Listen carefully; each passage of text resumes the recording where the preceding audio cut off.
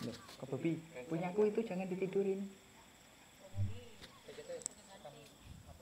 Matiin dulu. Enggak, yang punyaku itu diberdirikan. Itu udah live loh. Belum.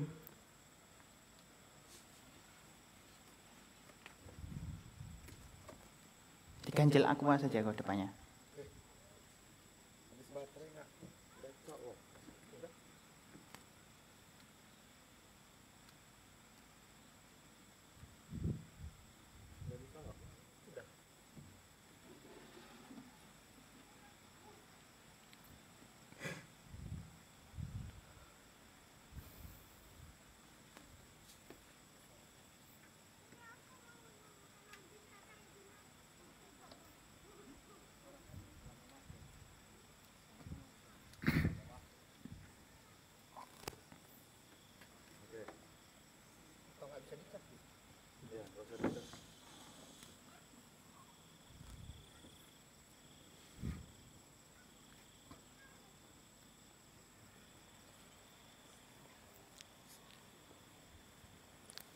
Bapak, Ibu, dan saudara-saudara sedama yang berbahagia, dimanapun Anda berada, selamat malam, Sotihotu Namo Buddhaya.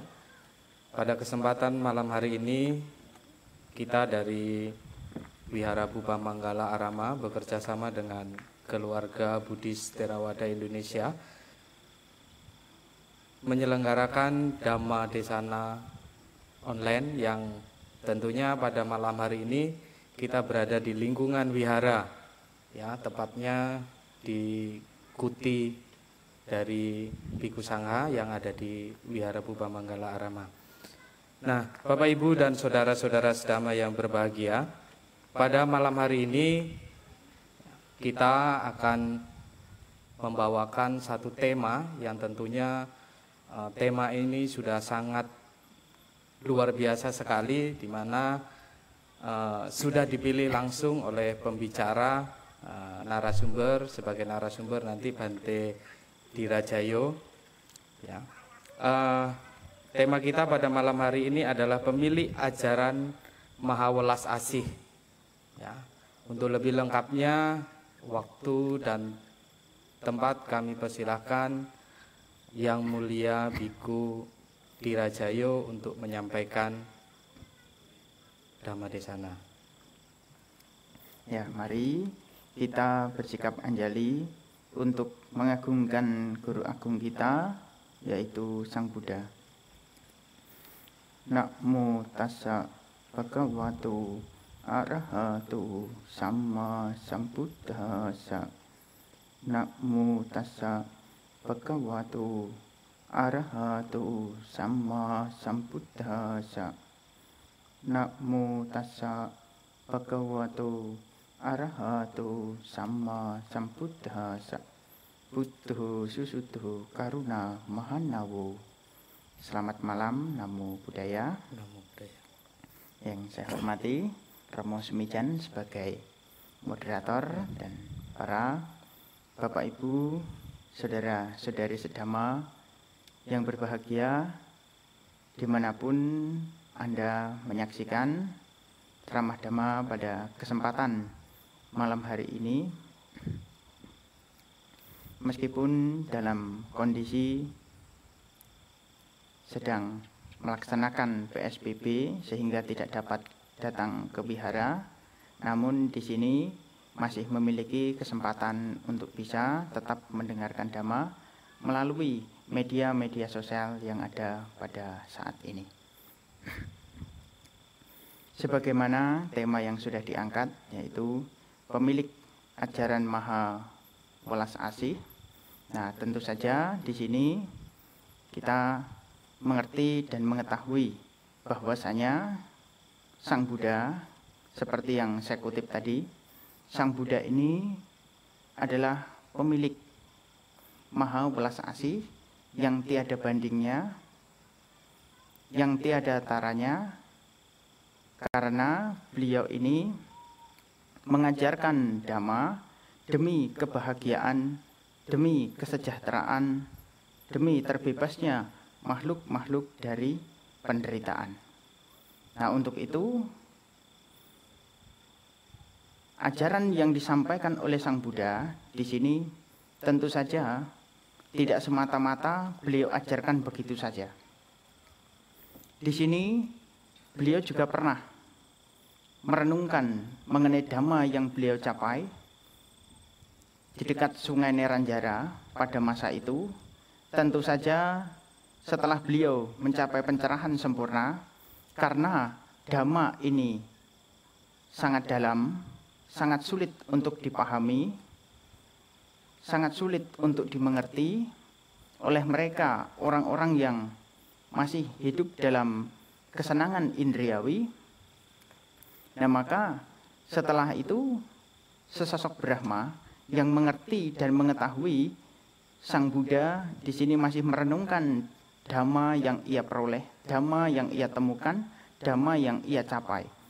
Nah, maka Brahma Sahampati ini langsung turun ke bumi untuk memohon kepada Sang Bhagawa agar Sang Bhagawa ini mau untuk mengajarkan Dhammanya, mengajarkan apa yang sudah beliau peroleh, beliau capai kepada makhluk-makhluk yang ada di alam semesta.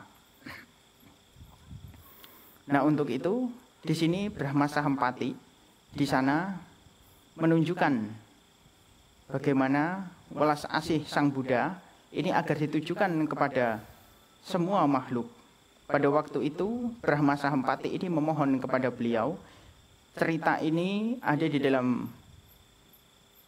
Brahmana Samyutta, ada di dalam buku Samyutta Nikaya, di mana Brahma Sahampati beranjali dengan memohon kepada Sang Bagawa, di alam semesta ini masih ada orang-orang atau makhluk-makhluk yang memiliki sedikit debu di mata mereka. Ajarkanlah Dhamma kepada mereka demi kasih sayang kepada mereka. Nah, untuk itu dari apa yang sudah diminta oleh Brahmana ini, di sini sebenarnya menunjukkan bagaimana Sang Buddha memiliki welas asih yang luar biasa. Namun apa yang beliau lakukan di sini adalah dengan mengajarkan Dhamma. Mengajarkan Dhamma ini tentu saja adalah demi kebahagiaan, demi tercapainya pembebasan. Atau jika di dalam agama Buddha, kita memiliki tujuan yaitu pada pencapaian Nibbana itu sendiri.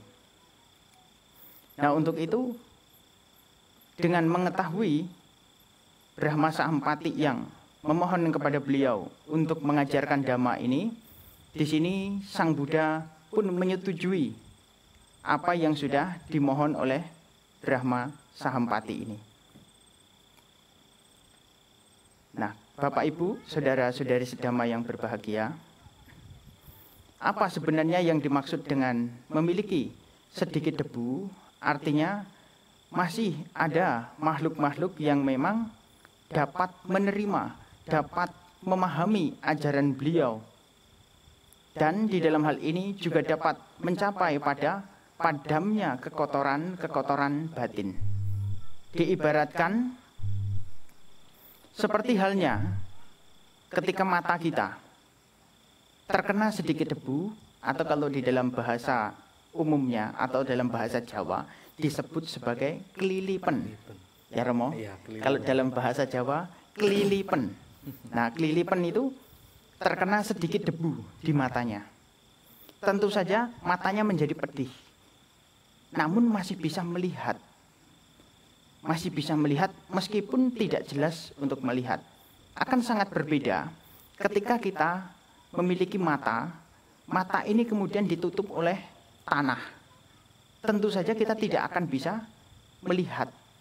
Tidak bisa melihat kebenaran yang ada dan tidak akan bisa menerima ajaran beliau, dikarenakan ajaran beliau di sini tidak semata-mata hanya untuk kesenangan-kesenangan duniawi, melainkan di sini menuju pada pencerahan atau padamnya kekotoran-kekotoran batin. Nah, ini adalah yang dimaksud dengan memiliki sedikit debu di mata mereka. Nah, para Bapak Ibu, saudara-saudari sedama yang berbahagia, lebih lanjut lagi di sini Sang Buddha ketika mengajarkan Dhamma, ketika menggunakan kekuatan atau abinya yang ia miliki atau yang beliau miliki, tentu di sini beliau dapat melihat ada makhluk-makhluk yang dapat memahami. Ada makhluk-makhluk yang seketika itu beliau ajarkan Dhamma akan dapat mengerti dan langsung mencapai pada tingkat-tingkat kesucian. Ada makhluk-makhluk yang ketika beliau ajarkan di sini masih harus dijelaskan. Ada makhluk-makhluk yang dengan kepandaian, memiliki kepandaian, ada makhluk-makhluk yang di sini tumpul secara kepandaian. Nah, untuk itu dengan berbagai sifat-sifat atau dengan berbagai karakter daripada makhluk-makhluk ini, beliau di sini mengajarkan kepada mereka yang siap menerima ajaran beliau. Dan tentu saja jika kita melihat di dalam khotbah-khotbah lain Sang Buddha, tujuan daripada beliau mengajarkan Dhamma ini adalah disebutkan di dalam bahasa Pali, soka paridewa dukkha domana supayasa. Nah, begitu ya Romo ya. Tujuan beliau adalah hal tersebut, untuk membebaskan makhluk-makhluk dari yang pertama adalah soka. Soka itu adalah kesedihan. Soka paridewa. Paridewa itu adalah ratap tangis. Dukkha itu adalah di sini penderitaan secara jasmani. Domanasa upayasa ini terdiri dari dua kalimat, yaitu domanasa dan upayasa. Domanasa itu adalah derita batin, dan upayasa itu adalah yang kelima. Di sini adalah keputusasaan. Jadi apa yang beliau ajarkan kepada makhluk-makhluk yang ada di alam semesta ini adalah demi melenyapkan hal-hal tersebut, dan agar makhluk-makhluk ini tidak mengalami yang namanya hal-hal tersebut atau kelima hal tersebut. Nah, untuk itu sebenarnya di dalam hal ini, inilah wujud dari maha karuna yang beliau tunjukkan kepada semua makhluk di alam semesta. Jika kita mengambil contoh di dalam kehidupan masyarakat, tentu saja bagi mereka yang memahami mengenai ajaran Buddhis, mereka mengerti mengenai metta dan karuna. Di sini ada metta dan karuna. Wujud daripada metta di sini adalah pengembangan cinta kasih, yang dimana cinta kasih ini dikembangkan di dalam batin, dipancarkan kepada semua makhluk, baik yang disenangi ataupun yang tidak disenangi. Pengembangan metta ditujukan kepada semua makhluk, agar hal ini bisa meredam atau bahkan bisa menghapuskan kebencian di dalam batin.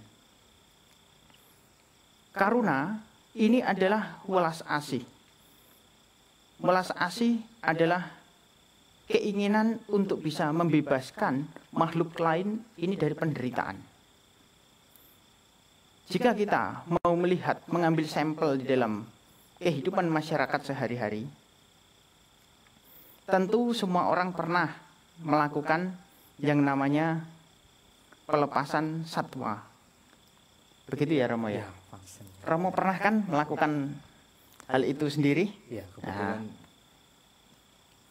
untuk itu di dalam hal ini kegiatan function atau pelepasan satwa, baik ikan, burung, kura-kura, bahkan makhluk-makhluk lain yang memang membutuhkan pertolongan pada waktu itu, ini merupakan wujud dari karuna, yang dimana di dalam batin seseorang ini memiliki cinta kasih. Ketika Anda melihat, mengetahui makhluk itu berada dalam bahaya, seperti halnya ikan lele. Kebetulan saat ini adalah di kolam ikan, ini adalah dermaga. Di sini disebutnya dermaga karena memang ada kolam. Nah, biasa umat-umat melakukan function di sini. Tentu saja ketika mereka melihat ikan-ikan yang ada di pasar yang akan dipotong oleh para penjual, karena rasa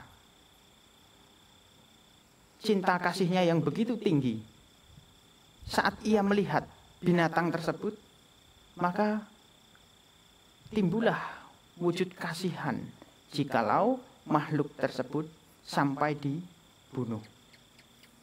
Nah, setelah itu apa yang dilakukan? Tentu saja dengan membeli ikan tersebut dan kemudian dibawa ke sungai, ke danau, ke tempat yang jauh lebih aman dibandingkan berada di tangan para penjual. Nah, ketika melepaskan satwa, ini adalah karuna. Tetapi ketika Anda melihat makhluk tersebut dalam bahaya, kemudian di sini Anda merasa kasihan terhadap makhluk tersebut, inilah sebenarnya wujud meta. Jadi antara meta dan karuna adalah sebagai sesuatu hal yang menjadi satu kesatuan yang saling melengkapi. Nah, untuk itu di ajaran Buddhis di sini ada mengenai pengembangan meta dan karuna. Nah, ini adalah penjelasan bagaimana wujud dari meta dan karuna itu sendiri. Nah, tentu berkaitan mengenai soka, paridewa, dukkha, domana, supayasa. Soka itu adalah kesedihan. Sebagai contoh, sesuatu hal yang sederhana. Sebagai seorang perumah tangga, tentu saja Anda pernah merasakan kesedihan. Ketika usaha Anda di sini mengalami penurunan, di sini Anda bisa mengeluh. Tidak hanya itu, Anda bisa sampai yang namanya menjadi sedih. Karena apa? Karena usaha Anda menurun. Tidak hanya itu, ketika ada konflik dalam rumah tangga, ketika Anda hidup berselisih dengan pasangannya, atau mungkin saja di sini Anda berpisah dengan pasangan Anda, maka Anda akan selalu diliputi kesedihan. Tidak ada keceriaan di wajahnya. Yang ada adalah murung. Karena apa?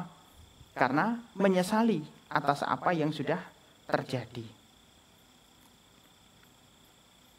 Kemudian dari apa yang terjadi ini, di sini Anda juga bisa yang namanya mengalami ratap tangis.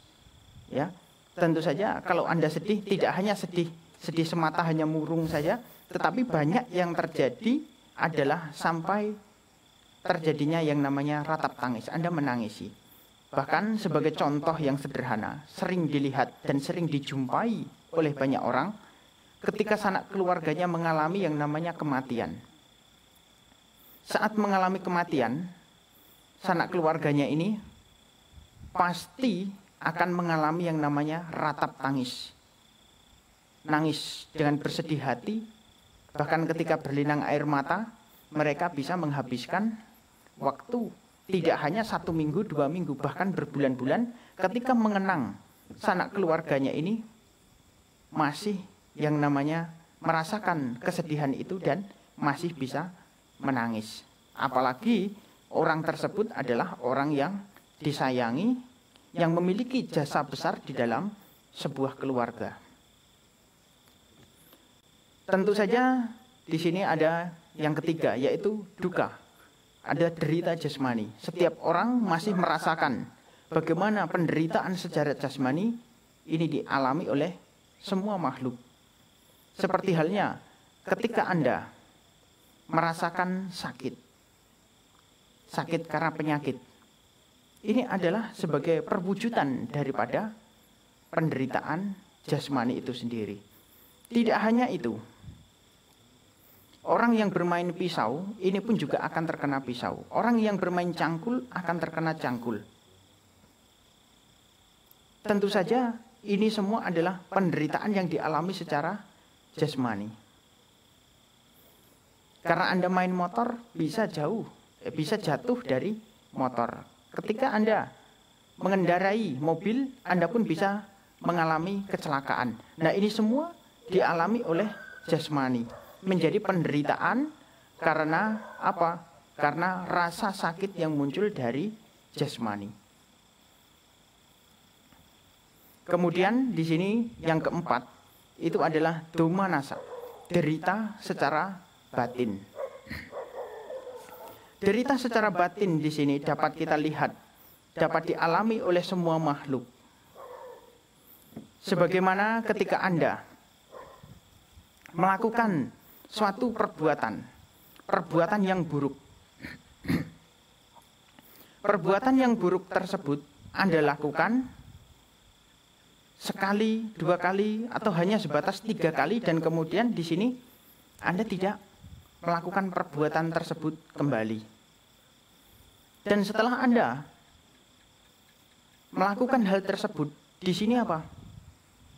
di sini Anda merasa menyesali atas apa yang Anda lakukan. Atas perbuatan yang Anda lakukan itu, Anda selalu diliputi oleh ketakutan. Selalu diliputi oleh kengerian. Contohnya apa? Sebagaimana orang yang telah melakukan pencurian. Apakah ketika orang melakukan pencurian ini di dalam batinnya itu tidak was-was, juga tidak diliputi oleh ketakutan? Tentu saja mereka akan mengalami dan merasakan bagaimana ketakutan itu ketika mereka nanti ketahuan atau diketahui oleh si pemilik. Nah, tentu saja hal ini akan dapat mendatangkan bahaya bagi dirinya sendiri, sehingga ia akan mengalami yang namanya ketakutan di dalam batinnya. Nah, ini merupakan salah satu derita yang dialami oleh seseorang di dalam batinnya. Kemudian di sini upayasa. Upayasa itu adalah keputusasaan. Kita ketahui bahwa setiap orang di sini pernah mengalami yang namanya usaha. Usaha tentu saja setiap orang ini berbeda-beda. Ada orang yang usaha dengan modal yang besar, ada orang yang memiliki usaha dengan modal yang kecil, ada orang yang memiliki usaha dengan modal yang sedang. Namun ketika persaingan yang ada di dalam masyarakat ini tinggi, sedangkan para konsumen di sini adalah sedikit, tentu saja penghasilan yang ia dapatkan juga sangat kecil, sangat minim. Dan kadang hal ini juga bisa membuat orang tersebut menjadi bangkrut, menjadi rugi. Karena apa?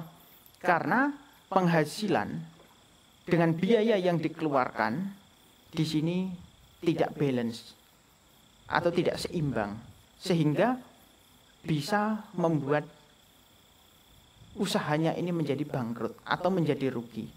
Nah, karena rugi, dia berupaya lagi. Mungkin saja dengan meminjam uang di bank, atau meminjam uang di koperasi, atau meminjam ke temannya sendiri, dan tentu saja di sini memiliki bunga, bukannya tidak memiliki bunga. Nah, ketika seseorang melakukan usaha kembali, kemudian ia mengalami kerugian kembali, tentu saja dia akan menjadi bingung. Usaha apa yang cocok untuk saya, yang bisa saya tekuni? Sedangkan saya lebih senang, lebih cocok usaha tersebut. Nah, kemudian Anda berulang kali, tetapi selalu usaha Anda ini mengalami yang namanya kerugian. Nah, tentu saja dengan demikian ini bisa membuat Anda menjadi putus asa. Ya sudahlah, saya tidak mau membuka usaha lagi, karena saya usaha apapun selalu rugi, selalu bangkrut, tidak pernah mendapatkan keuntungan seperti apa yang saya harapkan. Sedangkan teman-teman saya, mereka dapat mendapatkan keuntungan yang jauh lebih besar dibandingkan dengan saya. Akhirnya menjadi keputusasaan. Keputusasaan ini kemudian menjadi apa? Karena orang sudah putus asa, bisa saja karena dikejar hutang, ia sampai ingin mengakhiri hidupnya. Ia ingin bunuh diri. Bahkan tidak hanya dengan masalah usaha, masalah percintaan pun di sini juga dapat membuat seseorang ini putus asa. Seperti halnya ketika putus dengan orang yang dia cintai, putus dengan orang yang ia sayangi, apalagi orang tersebut sangat disayangi. Nah, begitu ya Romo. Romo ini sebagai perumah tangga tentu saja sangat memahami hal tersebut. Karena hal inilah membuat seseorang itu ketika putus cinta, dia karena sudah putus asa, si cewek tidak mau untuk diajak kembali, akhirnya apa yang dilakukan? Bisa dengan membunuh cewek tersebut. Atau ketika dia sudah tidak memiliki harapan untuk kembali lagi, akhirnya dia bunuh diri. Nah itu kenapa? Disebabkan karena keputusasaan. Nah inilah Sang Buddha mengajarkan Dhamma, mengajarkan ajarannya di sini dengan tujuan untuk membebaskan hal-hal tersebut bagi semua makhluk yang masih mengalami hal tersebut. Nah, agar hal ini tidak membelenggu seseorang dan tidak membuat seseorang itu menjadi berlarut-larut dalam penderitaan. Nah, tentu saja ketika seseorang di sini bisa membebaskan hal-hal tersebut dengan cara yaitu Anda harus bisa mempelajari Dhamma dengan benar, dengan baik. Ketika Anda mau mempraktikkan Dhamma dengan benar dan dengan baik. Bagi mereka yang sudah memiliki keyakinan terhadap Sang Buddha, di sini tidak hanya keyakinan saja, melainkan harus diliputi dengan kebijaksanaan. Karena orang yang hanya bermodalkan keyakinan tetapi tidak memiliki kebijaksanaan, maka praktik dalam kehidupannya sehari-hari itu akan menjadi arogan. Maka di dalam mempelajari Dhamma, mempraktikkan Dhamma, seseorang harus memiliki dasar keyakinan dan tentu saja ada kebijaksanaan agar ketika mempraktikkan Dhamma itu sendiri selaras seperti apa yang Sang Buddha ajarkan, tidak menjadi arogan. Tentu dapat kita lihat bagaimana orang-orang yang hanya mempelajari ajaran-ajaran dari agama itu sendiri yang justru membuat mereka menjadi arogan dan bukan menjadi orang yang baik, orang yang bijaksana, justru malah membuat menjadi arogan. Karena mereka merasa bahwa yang dipraktikkan, bahwa apa yang sudah dipelajari bermodalkan pengetahuan yang kuat, keyakinannya yang kuat, tetapi hal itu malah menjadikan apa yang sudah ia pelajari atau ajaran-ajarannya ini menjadi senjata bagi orang tersebut. Nah, untuk itu di sini kebijaksanaan perlu, sangat diperlukan sekali agar dapat memilah mana yang baik, mana yang buruk, mana yang harus dipraktikkan dan yang dapat mendatangkan kemajuan secara batin, dan mana yang memang di sini yang tidak harus untuk dipraktikkan atau sesuatu hal yang harus ditinggalkan. Tentu saja agar apa? Agar seseorang ini dapat bebas dari 5 hal tersebut. Soka, kesedihan; paridewa, ratap tangis; dukkha, derita jasmani; domanasa, itu adalah derita secara batin; dan tentu saja upayasa adalah keputusasaan. Sang Buddha lebih lanjut di dalam salah satu sutta di dalam Majjhima Nikaya, Sang Buddha menjelaskan, wahai para biku, hendaknya seorang biku tidak dikuasai oleh penderitaan dan tidak membuat dirinya menjadi menderita. Namun, ia juga tidak menolak kebahagiaan yang selaras dengan Dhamma, dan di sini ia juga tidak boleh terlena terhadap kebahagiaan tersebut.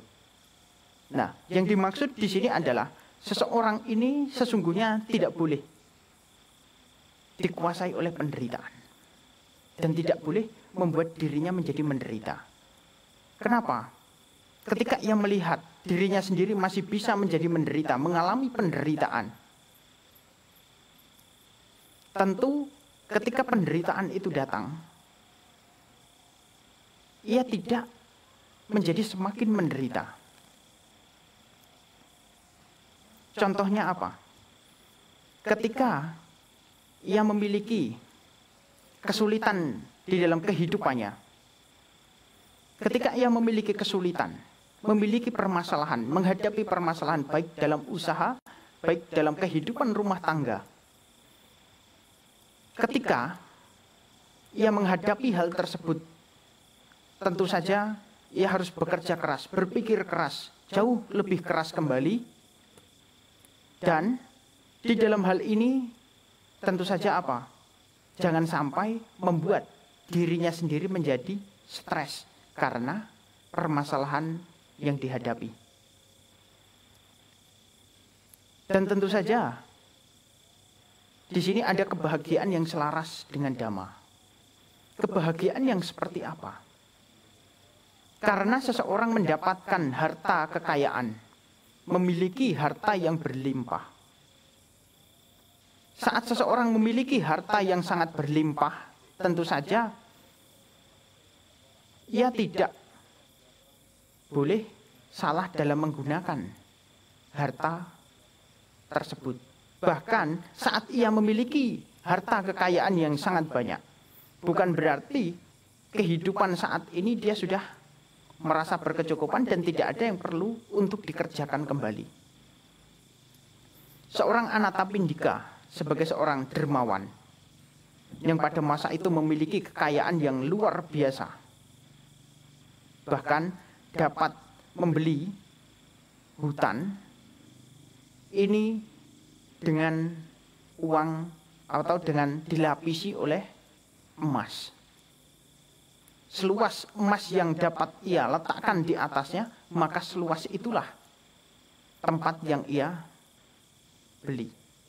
Nah, beliau ini masih melakukan usaha-usaha untuk apa? Untuk melakukan perbuatan baik, untuk melakukan kebajikan. Dan tidak hanya sebatas itu, ia juga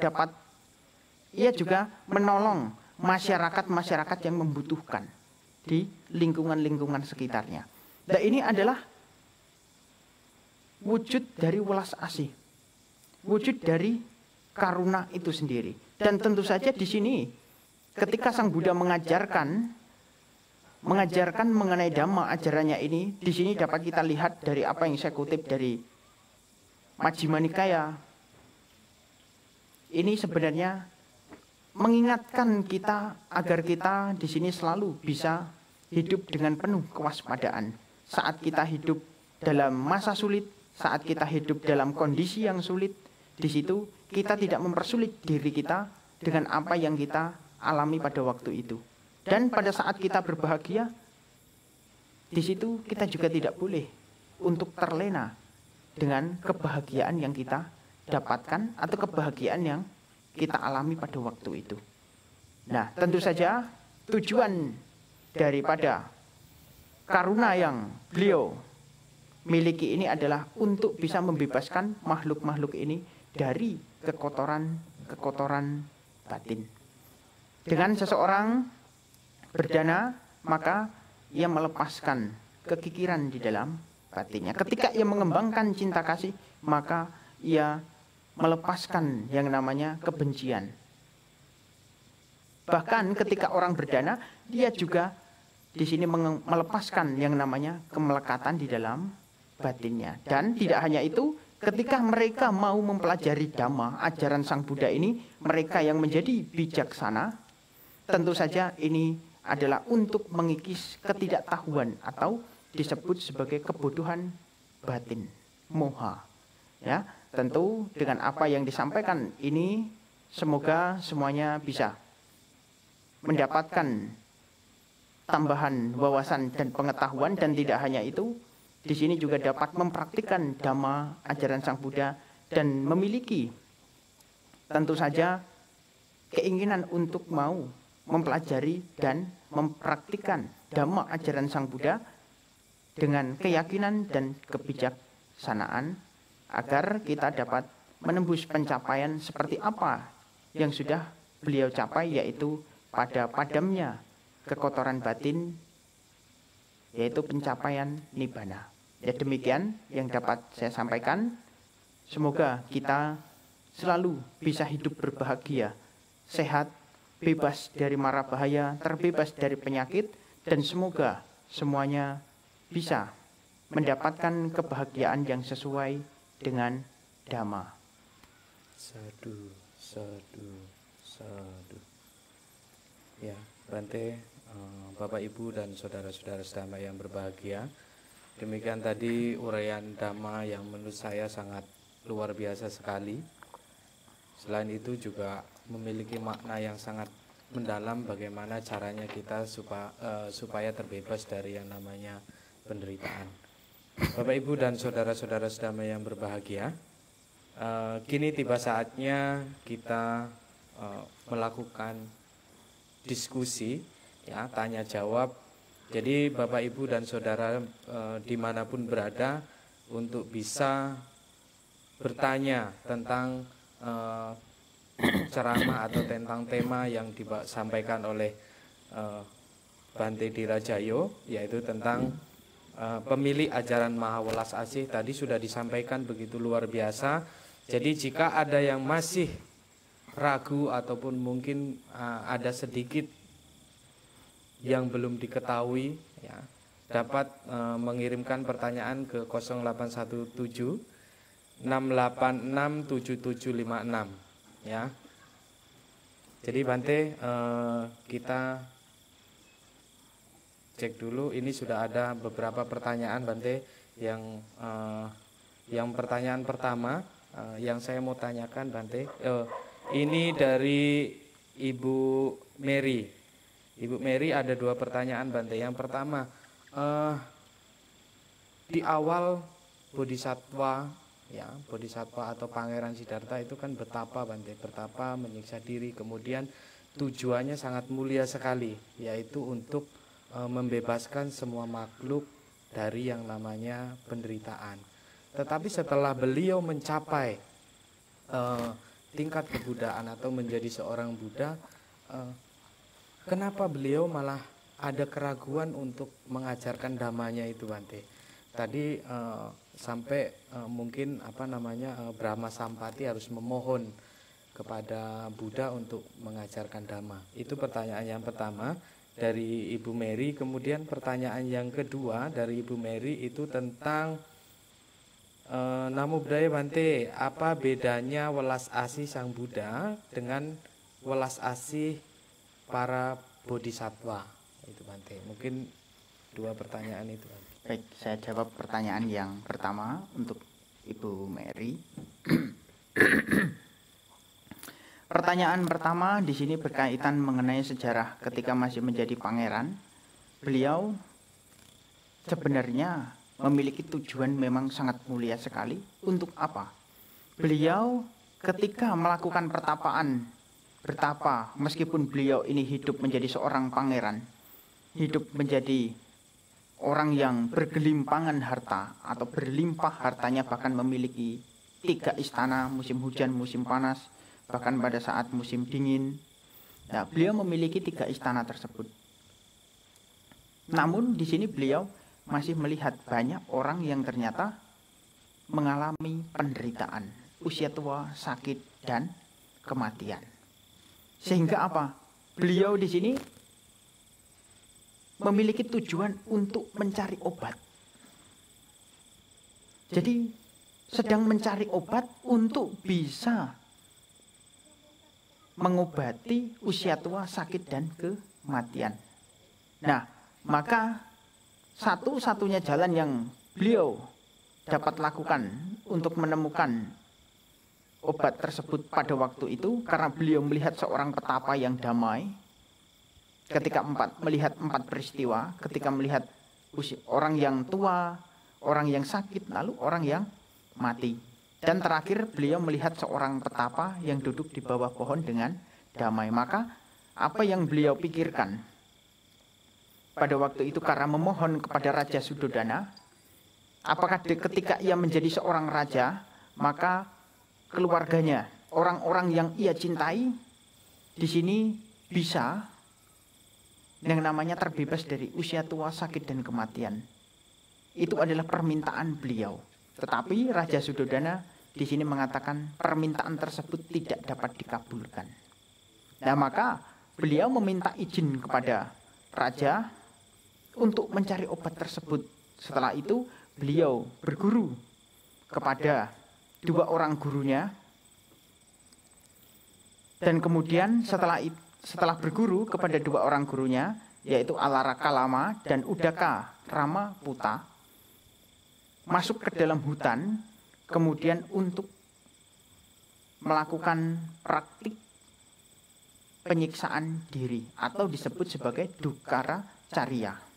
Itu adalah praktik penyiksaan diri yang dimana dilakukan oleh beliau selama 6 tahun di hutan Urwela. Nah, namun beliau di sini tidak dapat menemukan obat tersebut dengan praktik ekstrim yang beliau lakukan dengan terlalu keras, karena diibaratkan seperti halnya gitar, terlalu ditarik keras maka dia akan putus dan tidak akan menghasilkan suara apapun. Ketika gitar itu terlalu kendor, maka dia juga tidak akan dapat menghasilkan bunyi. Namun ketika disetel sedang, maka akan dapat menghasilkan suara yang sangat bagus. Maka di sini beliau mempraktikkan setelah menyadari hal tersebut dari seorang penari. Beliau mempraktikkan praktik pertapaan yang tidak ekstrim, dan setelah itu beliau dapat merealisasikan pencapaian nibbana. Nah, maka dari situ pencapaian-pencapaian yang beliau sudah gapai, di sini beliau melihat banyak makhluk-makhluk yang masih yang namanya menyenangi kesenangan-kesenangan indriawi, dan beliau bukan disebut sebagai keraguan, tetapi beliau pada waktu itu melihat makhluk-makhluk ini masih senang terhadap kesenangan-kesenangan duniawi, sehingga akan sulit bagi Sang Buddha untuk mengajarkan dhammanya, karena dhammanya ini sangat tinggi, sangat mulia, sangat sulit untuk dipahami. Tidak hanya sebatas dengan logika saja mampu untuk dimengerti, tetapi dhamma apa yang beliau ajarkan di sini benar-benar mengarah pada batin seseorang dan mengarah pada pembebasan seseorang. Nah, untuk itu di dalam hal ini ketika Brahma Sahampati turun ke bumi, sebenarnya jika kita melihat di dalam sejarah-sejarah, semua Buddha ketika setelah mencapai pencerahan, maka atas permintaan dari suatu makhluk, barulah mereka akan mengajarkan dhammanya. Tanpa ada permintaan dari suatu makhluk, maka ia tidak akan mau untuk mengajarkan dhammanya. Karena apa? Karena dhamma yang beliau ajarkan di sini cukup sulit dan cukup dalam, sehingga harus ada orang yang memohon. Nah, itu menjadi tradisi bagi Buddhis atau bagi Buddha. Ketika mereka setelah mencapai pencerahan, selalu ada yang memohon untuk mengajarkan dhammanya kepada semua makhluk. Nah, begitu. Ini pertanyaan yang pertama untuk Ibu Mary. Kemudian pertanyaan yang kedua berkaitan mengenai tentang welas asih para bodhisattva dengan welas asih Sang Buddha, Bante. Perbedaannya. Welas asih yang dilakukan oleh mereka para bodhisatta. Bodhisatta ini adalah makhluk-makhluk yang masih menyempurnakan paraminya. Jadi ketika menyempurnakan paraminya, mereka ini melakukan banyak sekali kebajikan-kebajikan, baik dari berdana, sila, bahkan dari bawana itu sendiri melakukan pertapaan-pertapaan, dan mereka juga tentu saja mengembangkan kebijaksanaan, mengembangkan meta. Nah, ini semua adalah wujud dari kebajikan-kebajikan yang dilakukan oleh seorang bodhisatta. Namun, kebajikan yang dilakukan oleh seorang bodhisatta ini belum mengarah pada padamnya kekotoran batin, seperti halnya yang sudah dilakukan oleh Sang Buddha. Ketika beliau mengajarkan Dhamma pada waktu itu, maka di sini para siswa-siswanya ini banyak yang mencapai pada tingkat-tingkat kesucian seperti yang beliau capai, atau sudah tidak mengalami yang namanya kelahiran kembali, usia tua dan kematian. Nah, inilah yang membebaskan makhluk ini dari penderitaan. Nah, untuk bodhisatta sendiri, ketika mereka memiliki wujud karuna, mereka menolong makhluk lain. Tentu saja di sini karena mengarah pada penyempurnaan parami itu sendiri, di sini lebih mengarah di mana untuk penyempurnaan, karena untuk penyempurnaan parami masih bisa dibilang ini masih ada keuntungan untuk diri sendiri berupa kebajikan. Namun untuk Sang Buddha sendiri, karena beliau sudah suci, sudah murni batinnya dan tidak akan lagi melakukan perbuatan baik. Dan tentu saja seorang Buddha di sini sudah tidak lagi memerlukan yang namanya kebajikan itu sendiri, karena beliau di sini sudah tidak akan lagi melakukan yang namanya perbuatan buruk, dan beliau sudah tidak akan lagi mengalami yang namanya tumimbal lahir. Nah itu. Jadi ini pertanyaan yang kedua. Ya, sangat luar biasa Bante, ini antusias sekali para pemirsa yang sedang menonton siaran kita sekarang ini Bante. Banyak pertanyaan yang masuk tang ting tung di HP. Ya, ini untuk pertanyaan selanjutnya ada dari Bapak Asyong, ini dari Jakarta. Berarti seluruh Indonesia nonton siaran kita nih Bante. Ya, sangat benar sekali. Ya, Bapak Asyong bertanya Bante, Namo Buddhaya Bante, apakah kondisi saat ini umat awam biasa bisa mencapai welas asih sama seperti Sang Buddha? Itu pertanyaan dari Bapak Asyong dari Jakarta Bante. Ya, tentu saja untuk rumah tangga, bahkan bagi para siswa Sang Buddha sendiri, tidak ada yang dapat menyamai welas asihnya sama seperti seorang Buddha. Jadi untuk para siswanya, terutama bagi perumah tangga, tentu saja tidak akan dapat menyamai welas asihnya sama seperti halnya Sang Buddha. Bahkan untuk para biku sendiri juga tidak dapat menyamai, karena seperti yang saya kutip di awal, Buddho susudo karuna mahanawu. Sang Buddha lah pemilik maha welas asih yang tiada taranya atau yang tiada bandingnya. Nah itu. Jadi untuk para perumah tangga, bahkan untuk para biku sendiri, bahkan para siswa-siswanya yang sudah mencapai tingkat kesucian arahat, itu tidak ada yang bisa menandingi welas asih dari Sang Buddha. Ya, terima kasih Bante. Saya langsung aja karena banyak sekali nih Bante pertanyaannya. Ya takutnya nanti mungkin waktunya tidak mencukupi. Iya. Ya, pertanyaan ketiga ini dari Bapak Mulyadi, ini dari Medan. Wah lumayan juga Bante ini Medan. Sotio itu Bante, apa beda welas asih dan meta anumodana? Oh, perbedaan dari meta dan karuna. Meta dan iya, Bante. Ya, seperti yang saya sudah jelaskan tadi, jika meta itu dikembangkan di dalam batin, dikembangkan di dalam pikiran kita, sedangkan karuna itu adalah implementasi dari pengembangan meta. Seperti halnya saat terjadi suatu bencana alam. Ketika ada bencana alam itu terjadi, ketika kita melihat berita di televisi, pada waktu itu kita merasa, waduh, banyak terjadi korban jiwa. Tentu saja kita merasa sangat kasihan sekali terhadap apa yang dialami oleh mereka yang sangat jauh. Padahal kita hanya melihat di dalam berita. Tetapi di situ batin kita merespon. Dengan kita melihat objek tersebut, batin kita itu ternyata merespon. Merasa sangat kasihan terhadap mereka. Sehingga apa?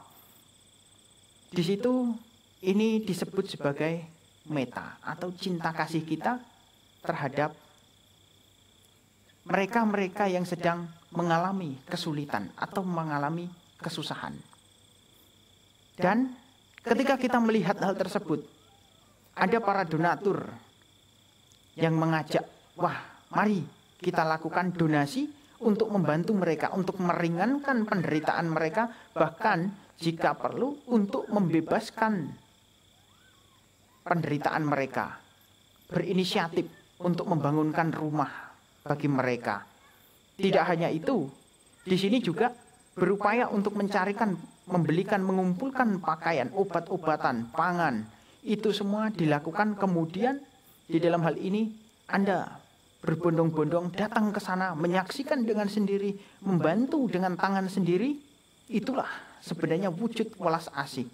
Dan tentu bagi mereka yang menerima apa yang sudah Anda persembahkan, di sini akan sangat senang sekali dan akan sangat berbahagia ketika menerima apa yang sudah Anda berikan, bantuan yang Anda berikan. Nah, itulah sebenarnya wujud welas asih.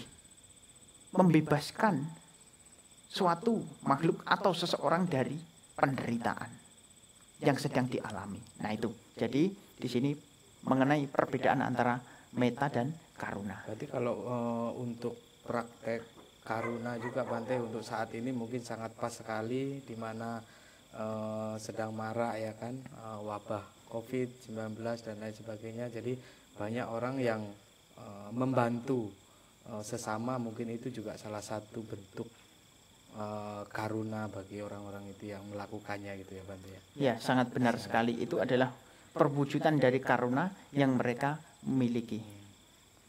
Ya Bante, ini ada lagi pertanyaan yang keempat Bante dari Bapak Budi. Ini ada di Jawa Timur. Wah, ini lumayan luas sekali ini Bante. Namo Buddhaya Bante. Bante, kualitas welas asih yang baik itu seperti apa ya Bante, jika kita kaitkan dengan kehidupan sehari-hari? Itu Bante, baik, pertanyaan mengenai kualitas dari karuna itu sendiri. Tentu saja di dalam hal ini ketika kita memberi, ketika kita melakukan suatu tindakan biasanya di sini seseorang ini masih mengharapkan apa sih yang dapat saya dapatkan ketika saya membantu kamu. Ada pamrih gitu ya. Nah, ada benar, pamrih ya. ada pamrih. Ada keuntungan apa dengan saya membantu? Seperti halnya ketika ada, misalkan kita mengundang pejabat pemerintah, mengundang orang-orang penting. Tentu saja ketika mereka diundang, terkadang di sini masih apa? Ini hanya sebagai gambaran saja ya. Ini hanya sebagai gambaran saja.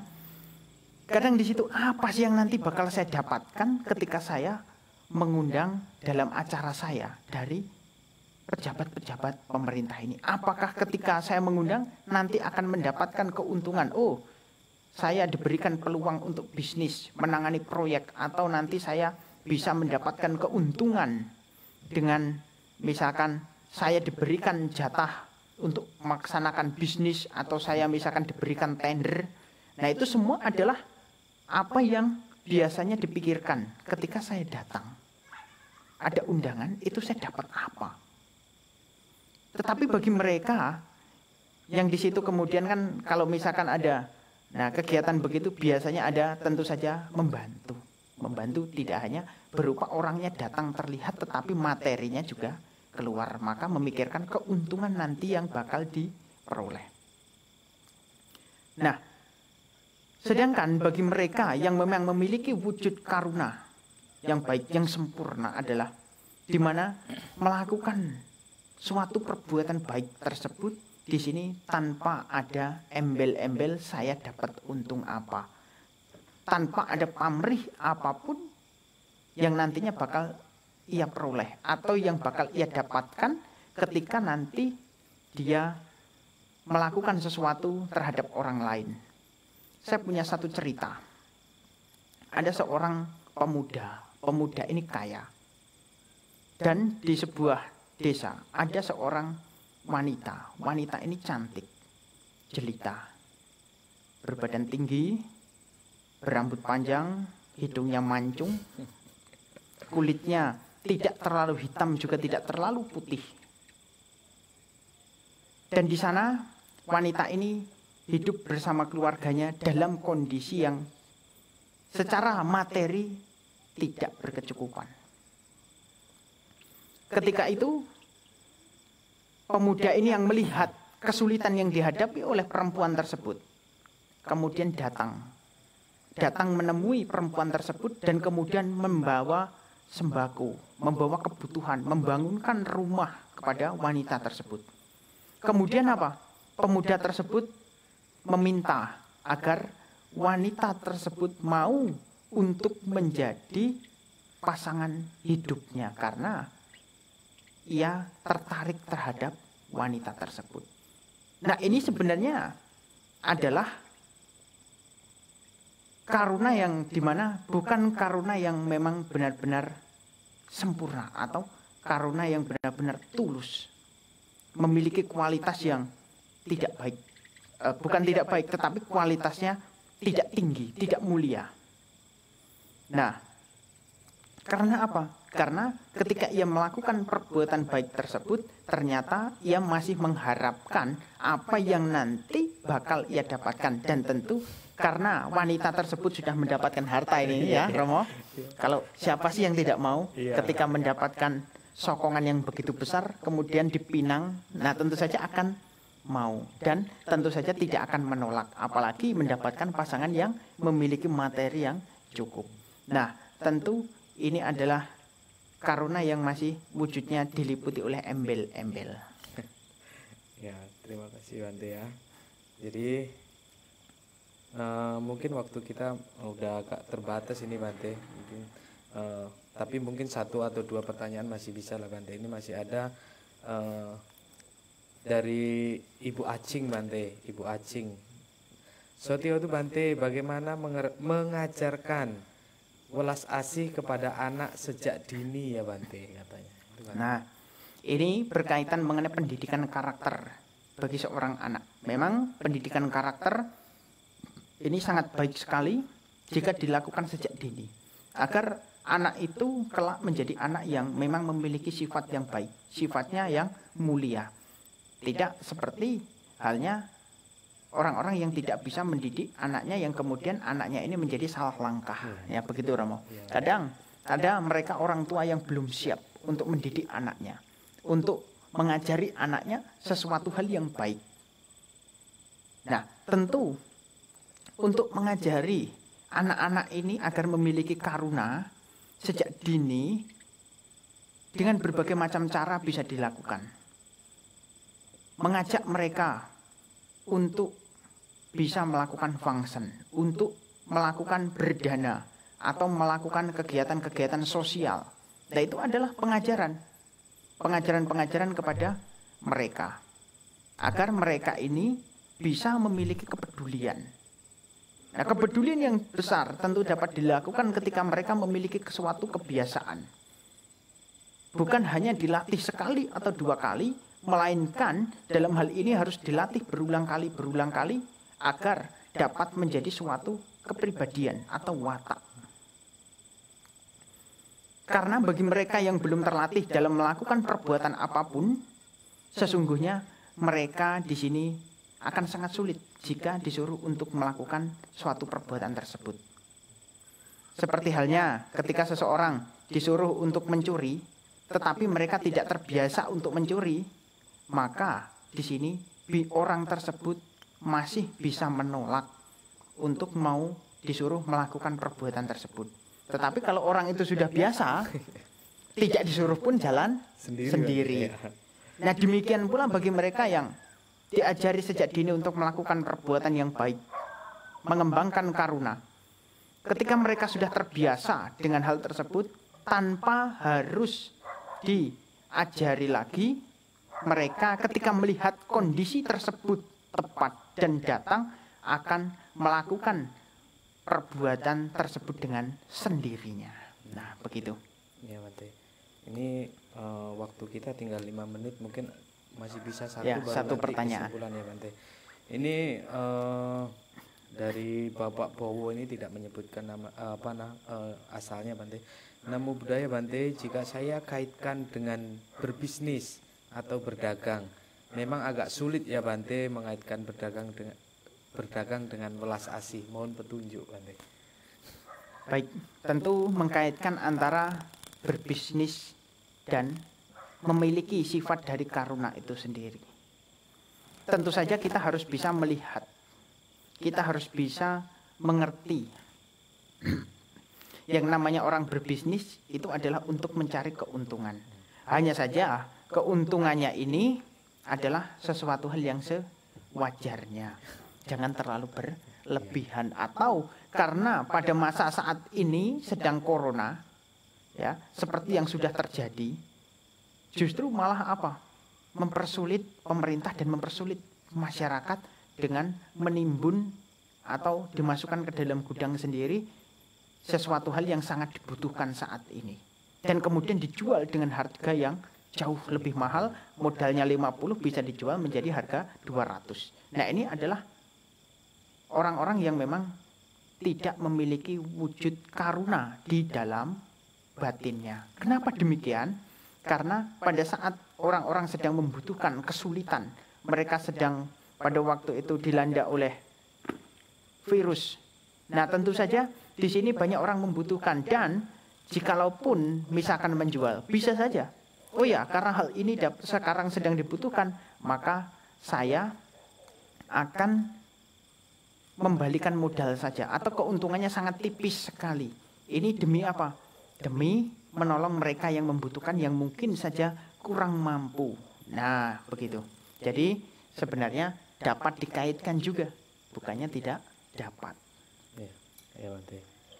Terima kasih Bante, uraiannya begitu luar biasa, pertanyaan juga dijawab dengan luar biasa sekali, dan mungkin saatnya untuk Bante memberikan sedikit kesimpulan, pesan-pesan terhadap para pemirsa dimanapun berada. Bante. Baik, di sini saya akan simpulkan berkaitan mengenai bagaimana Sang Buddha ini memiliki wujud daripada karuna yang sangat luar biasa. Sang Buddha mengajarkan Dhamma kepada para siswanya demi terbebasnya mereka dari kesedihan, ratap tangis, derita jasmani, derita batin, dan keputusasaan. Dan tentu saja Sang Buddha selalu mengingatkan kepada kita untuk tidak membuat diri kita menjadi menderita dan tidak terlena akan kebahagiaan yang kita dapatkan.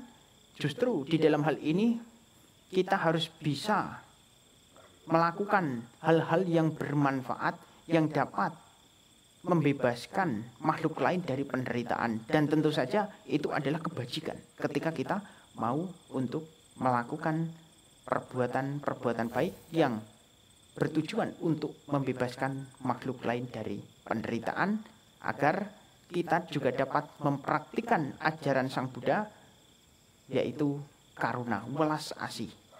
Karena kita mengetahui ajaran beliau dan meyakini ajaran beliau adalah benar dan sangat bagus, tentu saja kita tidak akan dapat mencapai seperti apa yang beliau capai tanpa mempraktikkan Dhamma ajaran Sang Buddha. Demikian Dhamma pada malam hari ini.